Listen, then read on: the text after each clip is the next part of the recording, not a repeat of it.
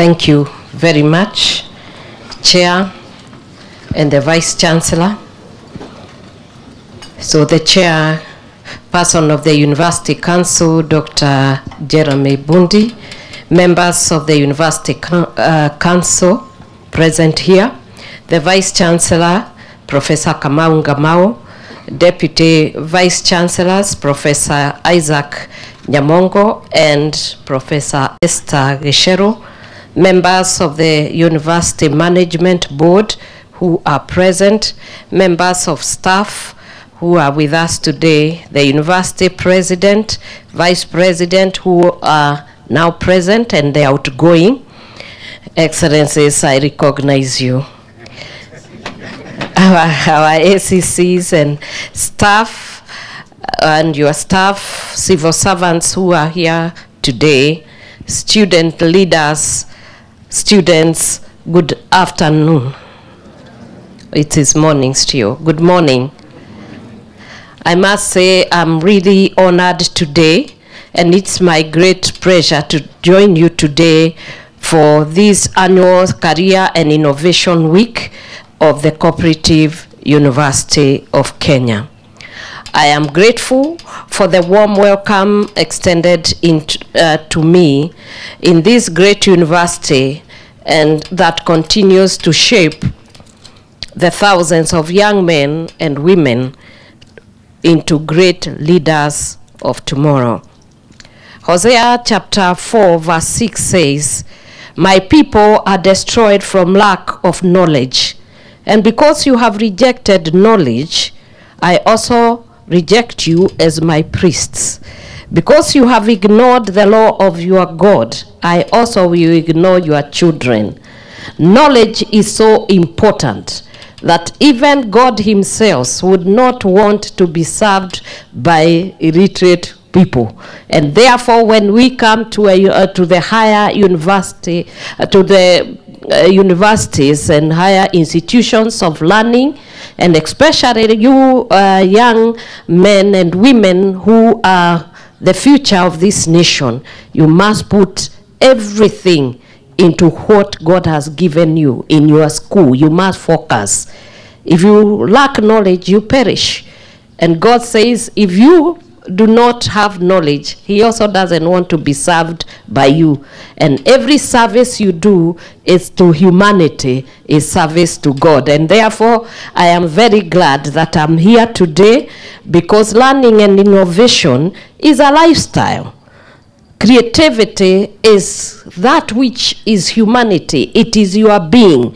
And when you can create, you can innovate, and you learn new things and introduce them to life, you improve the quality of life. And therefore, today, I know that this continuous learning, and especially what you are doing, the University of the Cooperative University of Kenya, is actually of tremendous significance, because you are opening our children in their secondary school to be able to plan and learn and know what happens in the university, so that they will not be confused when they come here the first year, that they have to run around trying to know which subjects do you do, and they end up choosing the wrong ones. So what you are doing now should be done at every university. I also know that learning and innovation and creativity opens us to enterprise. And as they continue to learn, and they come here and see their counterpart who are already here, it gives them the, the desire even to go and work hard and join universities. And when we come to gain knowledge, knowledge is not only for knowledge's sake, it is meant for service. And therefore, as you are coming to see this innovation and you start to become creative, in the future, you will be able to employ yourself. So learning is a process, and it is a lifestyle, and you should never stop learning. When you stop learning and you start acquiring knowledge, you die. And you don't want to die, my girls, do you? And boys, you want to die? When you stop acquiring knowledge and learning, you die. And therefore, you must continuously continue learning, gaining knowledge, being innovative, being able to create so that you make our life better. Planning is shaping your future. So today, your great impact, the Cooperative University of Kenya, what you are doing there will impact Kenya in a great way. I know that since 1952, the expectation is that this movement will translate itself to a place of great learning. I know this this college, when I was working with the Cooperative Bank between 1990 to 2006, that is when I retired. After working with the cooperative movement for those 15 years, close to 16 years, and I'm saying anytime, anyone who is born as a cooperator remain a cooperator. And when you see me, you can tell whatever you are asking, I will be there and I'll be in center of it, and for my office to be able to connect with you and to partner with you will be my great pleasure. As we delve into the theme of this year's event, leveraging on innovation and entrepreneurship, careers of the future, we are reminded of the transformative power that innovation and entrepreneurship holds in shaping our society and propelling us and our nation forward. Ladies and gentlemen, innovation is the lifeblood of progress. It drives us to explore new horizons, challenges conventional thinking, and pioneer groundbreaking solutions to the challenges we face as a community and as a nation. In today's rapidly evolving world, where technology reshapes industries and economies at an unprecedented pace, the ability to innovate is no longer a luxury, but a necessity. It is time to reimagine our world, and I dare say it is time to reimagine Kenya's cooperative movement in the face of the new future of work brought out by technology and innovations. As we dream about the future, we must acknowledge that the future belongs to those who dare to dream, to those who embrace change with resilience and adaptability. It is about harnessing the power of creativity and ingenuity to create a better tomorrow for ourselves and for generations. Young men and women who sit before me, let me tell you that the future belongs to you. So as you continue to innovate, maybe ourselves in another 50 years, I can see you are talking about 2050, and I was just joking with the one who was talking about 2050. I was just imagining myself in 2050.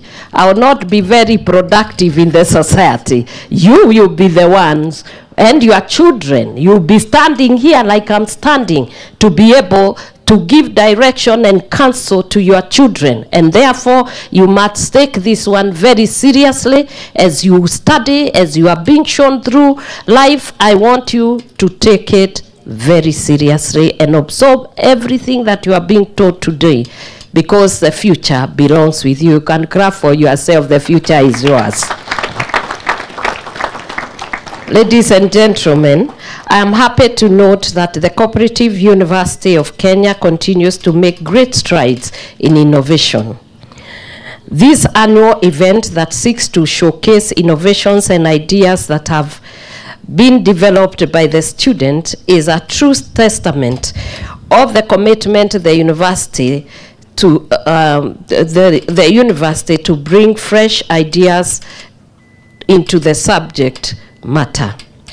Here at the Cooperative University of Kenya, we see the seeds of innovation and entrepreneurship being sown every day.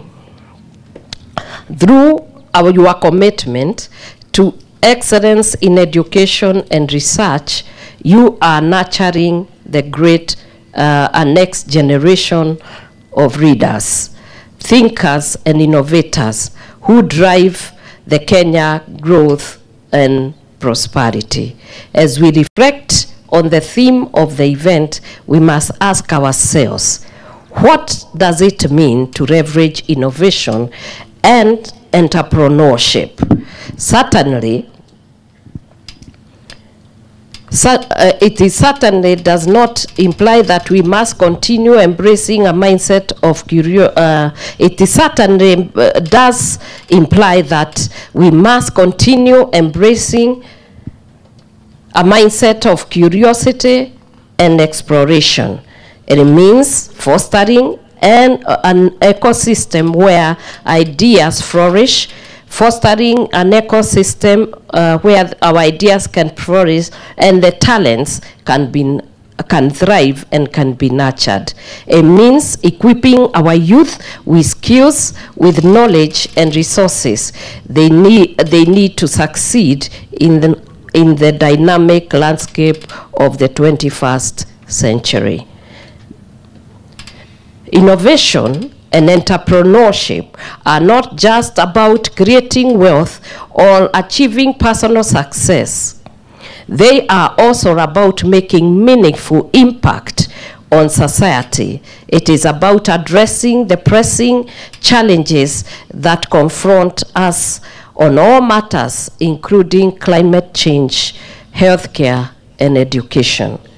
As we chart our course towards the future, let us remember the words of the great Kenyan philosopher Wangari Maathai, who once said, "It is the little things citizens do that will make the difference." My little things is planting trees. Each of us, in our little way, has the power to make a difference. To plant the seeds of change that will blossom into the brighter tomorrow. When I see all of you sitting here, these are brilliant minds of the future, and every mind can make a difference. You matter. Say we matter. And say you are significant. And say, I am fearfully and wonderfully made to create better things. So when I look at you young people, I must tell you, your background does not matter. One of the things that make us very frustrated, and sometimes we are depressed and wonder whether we will ever have breakthroughs, is our background.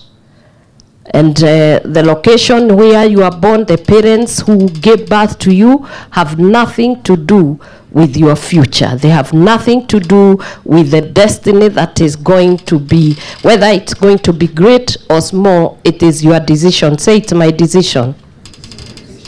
Because if, for instance, my parents, where I came from, we come from a very obscure background. I was born in Muranga, somewhere called Donyoshege, Mukarara. You know those names, even you try to trace where they are, Kariara. All those names would suggest I would not be standing here. I was also from Muranga. I went to be brought, I grew up in Kiandutu, a ghetto in Thika. So if it is the background or the parents who gave birth to me that determine where I am, perhaps I will not be the one who is here as a spouse of the Deputy President. There is much more than that. It is the manner in which you conduct yourself, and that is the decisions you make, the way you use your time, the company you keep, and how you endeavor in this innovation and creativity and in your learning and how you excel yourself.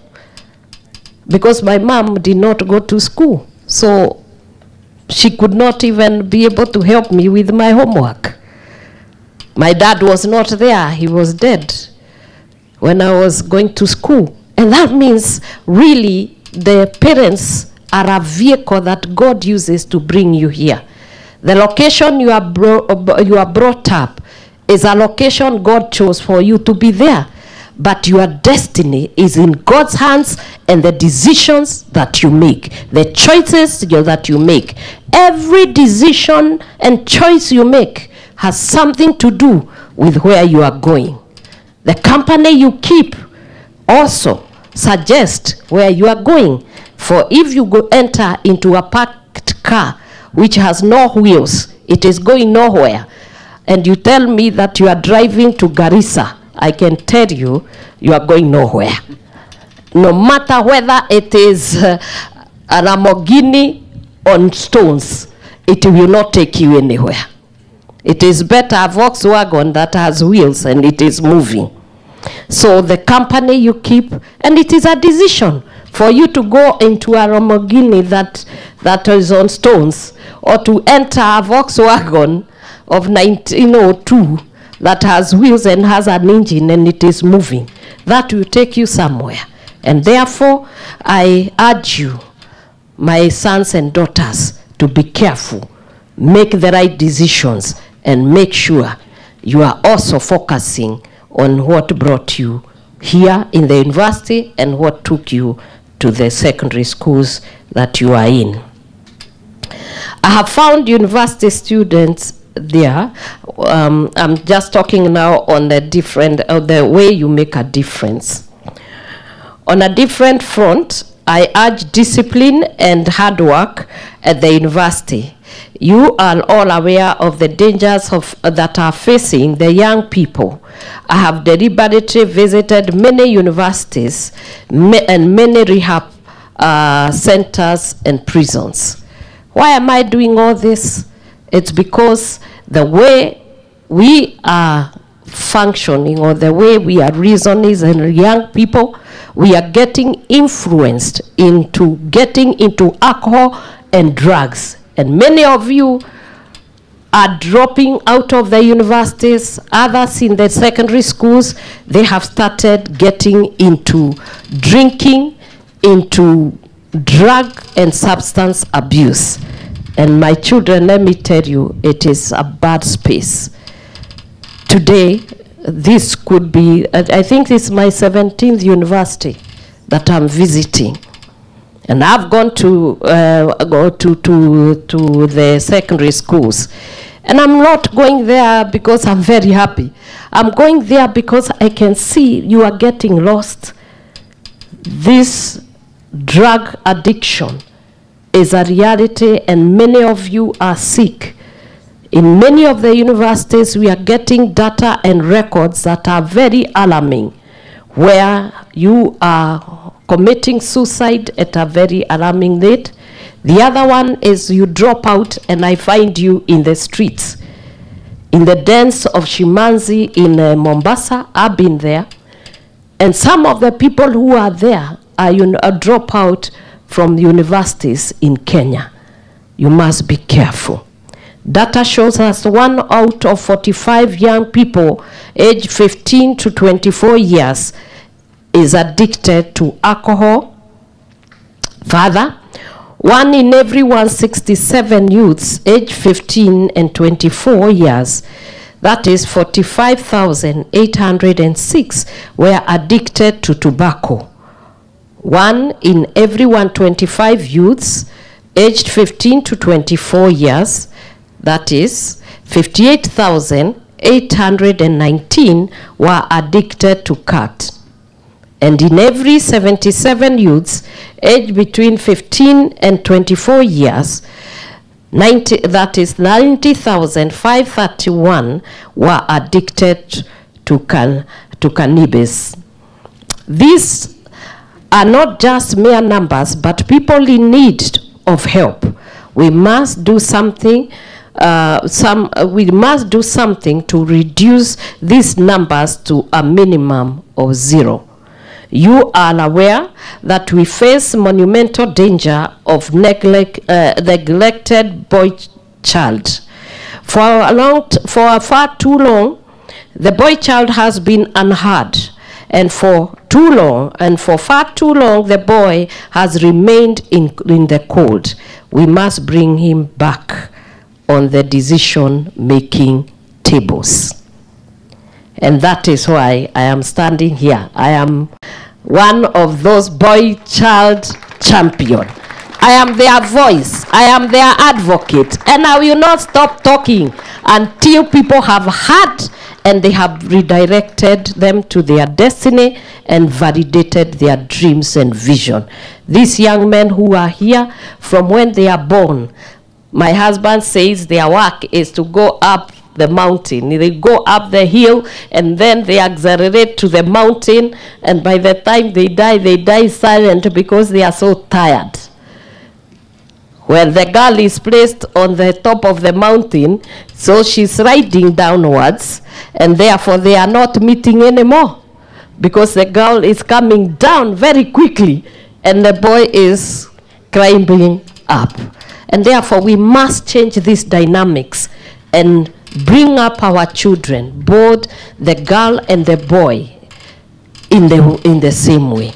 Accord them the same opportunity, equal opportunities in education, in health, and allow both of them to be in touch with their emotions. If you look at the boys and men who are there today, they were told not to cry, they were told not to laugh like girls, they were not to gossip like women, and I don't know what they were supposed to do. Because if they don't talk, they don't laugh, they don't go near a fire, they don't eat like what, they don't laugh like who. And then that same man is expected to love his wife. He is not connected to his emotions. And this, what we are demanding, is impossible for them to give. So girls, you are in trouble. You are marrying people who are emotionless. And you are asking them to do what they cannot do because they were not taught to do that. So as parents and everyone who is mentoring boys, let them become human beings so that my girls can get good husbands. So you see, when I'm advocating for the boy child, I'm actually mitigating the case for the girl child. Because if my boys are in drugs and they have mental health, the result will be that they are the ones who are causing pain and gender-based violence because they are not themselves. So there is fight in the marriages, there is divorce, there is separation because somebody is not in their right mind. And that's why you see I'm trying to shape and to clean these boys and to rehabilitate them so that when you girls find them, you find a sober man. Am I doing a good job? At the same time, my boys have many crimes, and I'm still going to stand by them and ask them to change. When it comes to teenage pregnancies, they fall a victim again. So if my girls also are going to finish universities, they are going to finish their primary and secondary school, I have to talk to my boys so that they be sober and take care and respect my girls. Many of us have been talking about this FGM. All we need is a male conversation where the sons will be spoken to by their fathers, and the fathers tell them there is no necessity of destroying and mutilating a girl's body.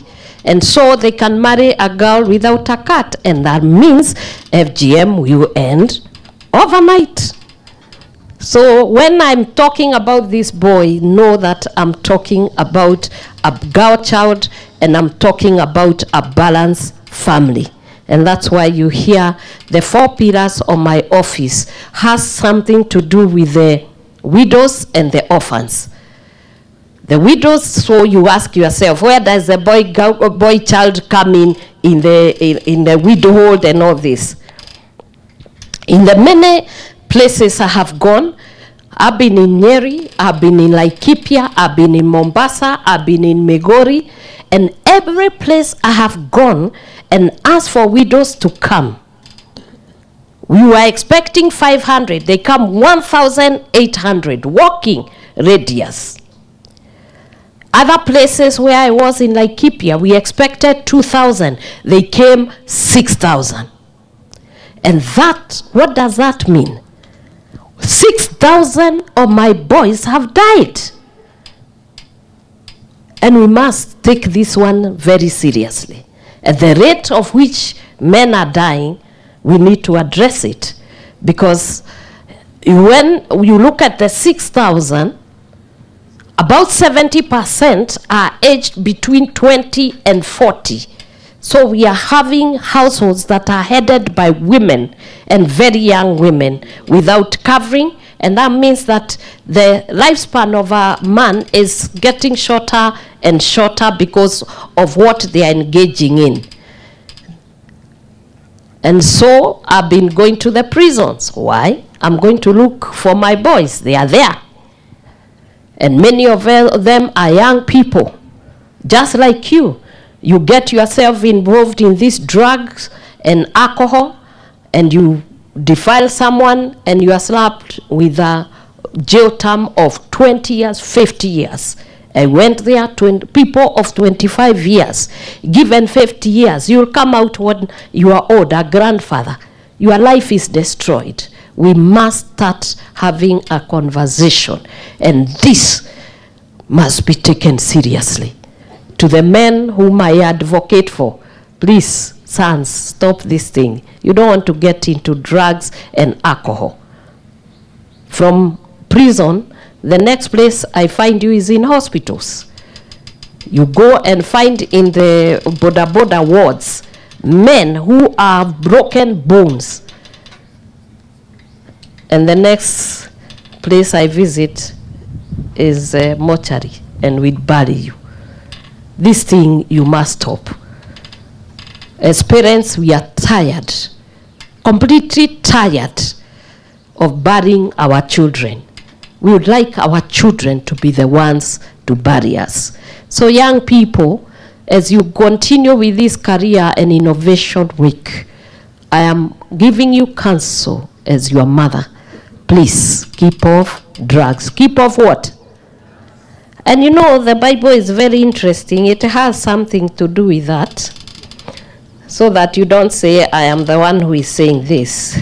I think God is an interesting being.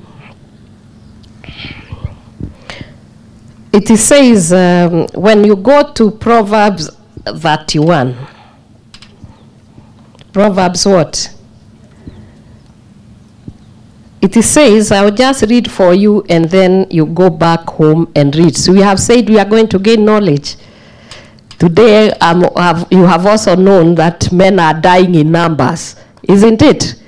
You always knew that there were widows, but we are talking about young widows, young girls who are widows. It says from verse 1, the sayings of the king Ramuel, an inspired utterance, his mother taught him. Who? His mother, yeah? So I am a mother today, and I want you to listen. And this is to my sons. Listen, my son. Listen, son of my womb. Listen, my son, the answer to my prayers. Do not spend your strength on women, your vigor on those who ruin kings. It is not for kings, Ramuel. It is not for kings to drink wine, not for rulers to crave for beer, lest they drink and forget what has been decreed, and deprive all the oppressed of their rights. Let beer be for those who are perishing. Let beer be for who? Are you perishing? So beer and wine is not for you. And the wine for those who are in anguish. Are you in anguish? These two are for those who are poor. Let them, it continues to say that, let the beer be for those who are perishing, wine for those who are in anguish, and let them drink and forget their poverty. And therefore you must be careful. When you get to beer and wine, you are entering into the place of death. You will perish and you'll be poor. And of course, you'll be abusing the rights of others. May God bless you.